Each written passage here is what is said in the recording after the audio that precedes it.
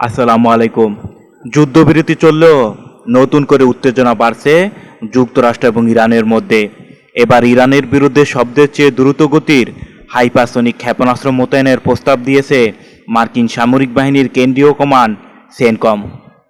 মার্কিন সংবাদ মাধ্যম ব্লুমবার্গ জানিয়েছে, সেনকম ইতিমধ্যে এই বিষয়ে প্রতিরক্ষা মন্ত্রণালয়ের কাছে আনুষ্ঠানিক আবেদন করেছে। তবে এই নিয়ে এখনও প্রকাশ্যে কোনো মন্তব্য করেনি সেনকম। পেন্টাগনের এক কর্মকর্তা জানিয়েছেন, ইরান তাদের ব্যালিস্টিক ক্ষেপণাস্ত্র লঞ্চারগুলো আগের অবস্থান থেকে সরিয়ে নিয়েছে। এমন জায়গায় নেওয়া হয়েছে যেখানে মার্কিন বাহিনীর বর্তমান প্রিসিশন স্ট্রাইক ক্ষেপণাস্ত্র সহজে পৌঁছাতে পারে না। এই পরিস্থিতিতে যদি যুদ্ধবিরতি ভেঙে যায়, তাহলে প্রথম ধাক্কাতেই ইরানের ক্ষেপণাস্ত্র লঞ্চার ধ্বংস করতে চায় যুক্তরাষ্ট্র।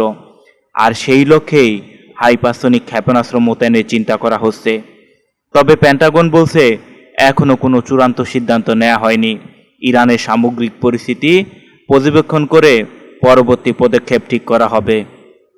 বিশ্লেষকদের মতে, যুদ্ধবিরতির মধ্যে এমন পদক্ষেপ ভবিষ্যতে বড় ধরনের সংঘাতের ইঙ্গিত দিচ্ছে। পরিস্থিতি কোন দিকে মোড় নেয়, এখন সেটিই দেখার বিষয়।